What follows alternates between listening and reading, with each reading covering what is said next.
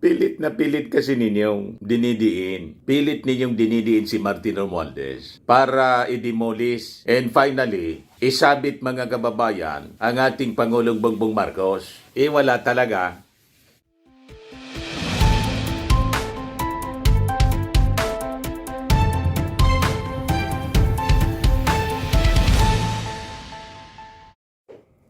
Hello po mga kababayan, si Dante Maravillas. Paano yan mga DDS? Mga atat na idiin si Martin Romualdez? Makikita niya Mr. Maravillas. Bukya na naman po. May dalawa na present mga kababayan sa Senate Blue Ribbon Committee kahapon ni Ping Lacson para idiin si Martin Romualdez. Sasabi property binili sa Makati City. Mission field po. Bukya. Makita niya Mr. Maravillas. Sabi dito sa balita, si Ping Lacson mismo, yung chairman ng committee, Senate Blue Ribbon Committee, ang nagsabi, witnesses claims not enough to implicate Romualdez. Cites lack of evidence. Mission failed mga kababayan. Yan kasi. Si Gutesa nga mga kababayan na walang takip yung muka. Hindi pinaniwalaan kasi paano mo naman paniniwalaan yon? Mas familiar pa sa affidavit niya si Marcoleta kaysa kay Gutesa mismo na nag-execute ng affidavit na peke. Ngayon, may witness uli, mga kababayan, na tinago sa pangalang Joy at Maria. Ayan Joy, Maria link Curly Discaya to company allegedly owned by Martin Romualdez. Pilit ninyong sinasabit si Martin Romualdez na sa katotohanan, hindi man po sabit. Gusto lang ninyong isabit. O di ngayon, bukya na naman po kayo. Sabi dito, witness na may muka, di pinaniwalaan bagkos inimbestigahan. Tapos, papaniwalaan ng witness na walang maipakitang muka at walang pangalan. Tama din naman, sabi ng isang netizen. Pilit kasi ninyong dinidiin. Pilit ninyong dinidiin si Martin Romualdez para i-demolish and finally, isabit mga kababayan ang ating Pangulong Bongbong Marcos. Wala talaga. Sabi mismo ni Ping Lacson, ibigay ko sa inyo po yung kwento mismo. Yan sabi mismo ni Ping Lacson, witnesses claims not enough to implicate Romualdez, cites lack of evidence. Yan yung mga witnesses, mga kababayan na inerap kahapon. Parehas, mga taong lipod. Yan tawag na namin sa mga ganyan, ayaw magpakilala. Taong lipod, inkanto. Hindi makita yung muka, may takip. Ang ibig sabihin kasi ng lipod sa amin, may takip. Taong lipod. Paano mo papaniwalaan ang mga testigong ganito mga kababayan? Alatadong planted?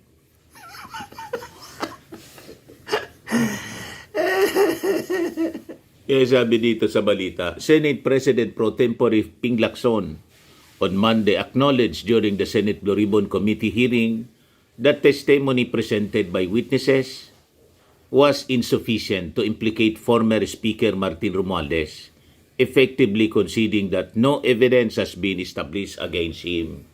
I repeat, sabi po ni Ping Lacson, hindi ito enough. Itong information is not enough to implicate, not even implicate the former Speaker. This is just, we may just consider this as a lead. Kasi mayroong connection, but of course, dininay naman ni Curly Discaya. So, let's leave it at that, sabi po ni Ping Lacson. Ito po, pakinggan natin yung pagtatanong ni Ping Lacson. Ngayon, Curly, it's your turn. Your Honor, okay lang po ba tanggalin nila yung face mask nila? Kasi sa totoo lang po, talagang hindi ko sila naaalala kahit sa panaginip ko na naginip ako ng It's not for you to identify them, it's for them to identify you. No? Your Honor, wala po kasi akong maalalang transaction Well, that's your option to deny. What we're establishing here is the fact that there are two witnesses present here under oath na sinasabing nagpunta ka doon at ninename drop mo to totoo man o hindi, si Speaker Romualdez na siya nagmamay-ari, bagong may-ari noong number 30, Tamarin Street sa South Forbes. Yun lang naman eh. It's not for you to be able to, hindi naman ikaw ang witness against them eh. I don't know if I'm correct. Secretary Bida, kindly help me out, or Dong, PG Dong. Tama ba yon? Wala siyang karapatan na i-identify yung nagturo sa kanya? Opo.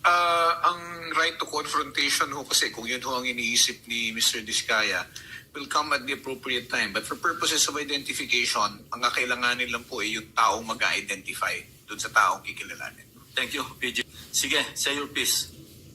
Your Honor, gusto ko po sanang ma-identify po muna yung dalawang nagtuturo sa akin kasi kahit ni minsan po, hindi pa po ako nakakapasok sa South Forbes Park. Hindi ko pa nga alam kung ano mga uri ng mga bahay meron doon. So, malabong-malabo po talaga at wala po akong inuutusan na kahit sinong broker kasi takot po akong bumili sa mga lugar na yun. Ang kaya ko nang bilhin po ng mga lupa sa lugar lang po ng mga Pasig na hindi ganun kamahal ang presyo ng lupa. Ikaw naman sasabing bumili ka eh. Hindi naman yan sinasabi, ikaw ang bumili. Anyway, that's it, ano? Ang sabi, Mr. Chairman, contractor daw. Ikaw daw ang contractor. Yan ang sabi. Hindi sinabing ikaw ang bibili. Your Honor, hindi po talaga, hindi pa po kami nakakapasok sa South Forbes Park. Settled na yan. Isang beses. Opo. They pointed to you, they identified you, and you are denying. Period. Di ba, Bukya? Yan ang sinasabi natin. Pilit na pilit kasi yung pag-implicate kay Martin Romualdez. Malinaw na paninira lang po. Yung sabi dito sa balita po. Earlier in the proceedings, Curly Diskaya denied the allegations attributed to him, telling the Senate, hindi pa kami nakakapasok sa South Forbes Park. Hindi namin alam kung anong itsura ng mga bahay dyan. Sabi ni Curly Diskaya.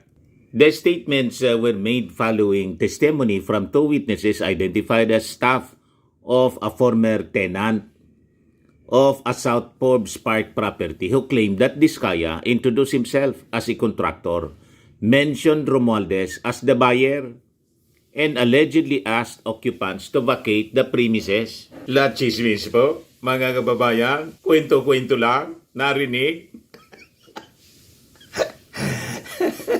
Sabi dito, as of the hearing, no deed of sale, contract, or payment record naming Romualdez has been presented before the committee. Records also show that Romualdez was not the tenant, not the owner, and not a party to any transaction involving the property. The Senate inquiry arose from a dispute involving a non-renewed lease. Lacson's remarks placed on record that the information provided by the witnesses did not meet the threshold to implicate the former speaker, particularly in light of Diskaya's sworn denial. Paano na yan? Yung mga taong akusa ng akusa kay Martin Romualdez. O di ba? Paya na naman kayo. Bokya, mga kababayan. Sabi ng abogado po ni Martin Romualdez, there's no evidence niya, only hearsay and possibly perjured statements and therefore nothing to answer. Sabi dito, Romualdez lawyer calls Senate allegations logically, physically impossible. The claims niya come solely from the staff of an evicted tenant unsupported by any document, while Martin Romualdez's name appears in no deed, contract, or payment record related to the property. Saka. O di ba malinaw? Pakinggan natin mga kababayan yung full statement ni Atty. Fardo, spokesperson ni Martin Romualdez. Mga kababayan, in relation dito sa nangyari kahapon na hearing ng Senate Blue Ribbon Committee. Good afternoon. Ulitin natin kasi napotol po, may tumawag kasi po. Good afternoon. This is Ade Fajardo, a legal practitioner based in Pasig City.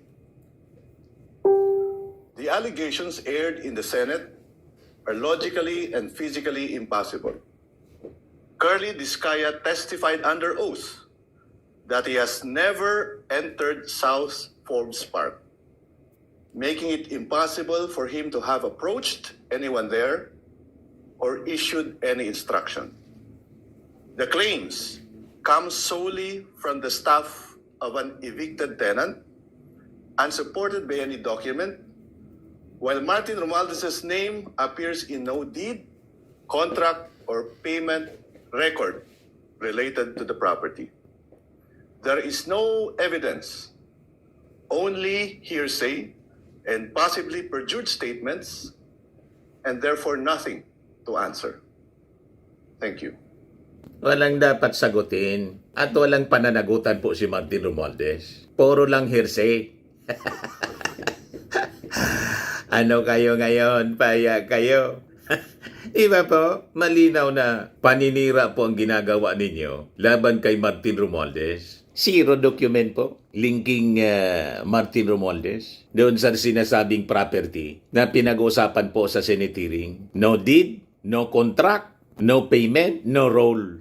So ang pinapost nila mga kababayan kahapon na hindi man po mobra, testimonya mula sa tenant staff, yung si Joy at si Maria, yung claims na narinig ko, nakita ko. Name dropping lang po and guilt by association. Pag ganyan po, malinaw na chismis. Hindi po ebidensya. At sabi ni Curly Discaya, never pa niya akong pumasok dyan sa Forbes Park. At hindi ko nga alam kung ano mga itsura ng mga bahay dyan. You see, kung hindi siya nakapasok pa doon, so paano? Lalapitan niya yung sino man doon sa property. Di ba po? Saka introduce yung kanyang sarili para i-vacate yung property. Hindi pa man nakapasok. So he could not, mga kababayan. So ang sinumpaang salaysay, laging talo ang anumang chismis.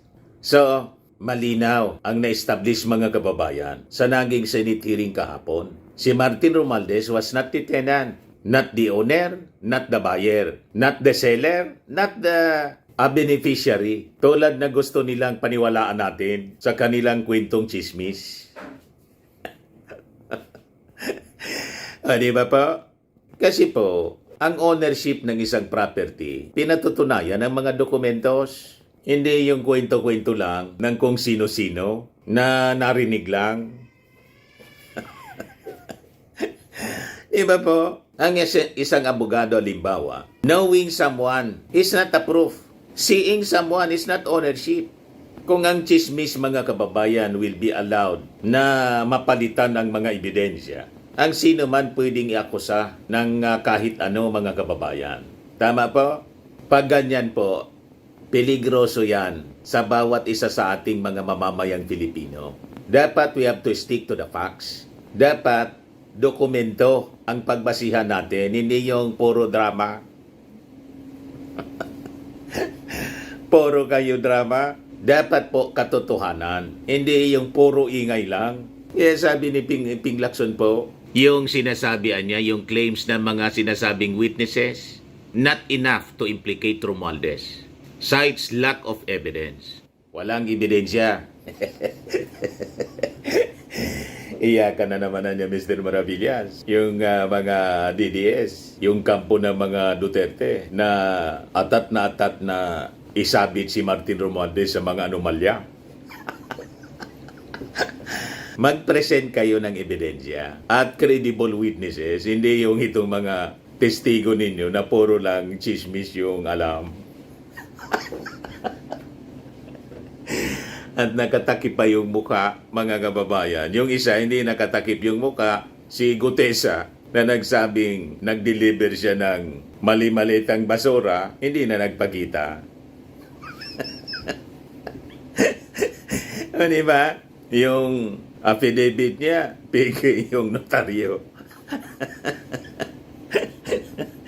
Wala talaga po. Wala man talagang kasalanan si Martin. Pilit lang ninyong nilalagyan ng kasalanan. Para idawit pati yung ating Pangulong Bongbong. Yung ating Pangulo mismo yung nangunguna sa paglaban sa korupsyon. Gusto ninyong isabit si Martin para maisabit yung ating Pangulo. Huwag kami. Mag-present kayo ng ebidensya kung gusto ninyong ipakulong si Martin Romualdez, pati yung ating Pangulong Bongbong Marcos na pinailan ng impeachment. Mamaya, yun ang topic natin mga kababayan. But anyway, ayan man lang po muna yung ating kwento ngayon. Ako po si Dante Maravillas. Bye-bye po. God bless.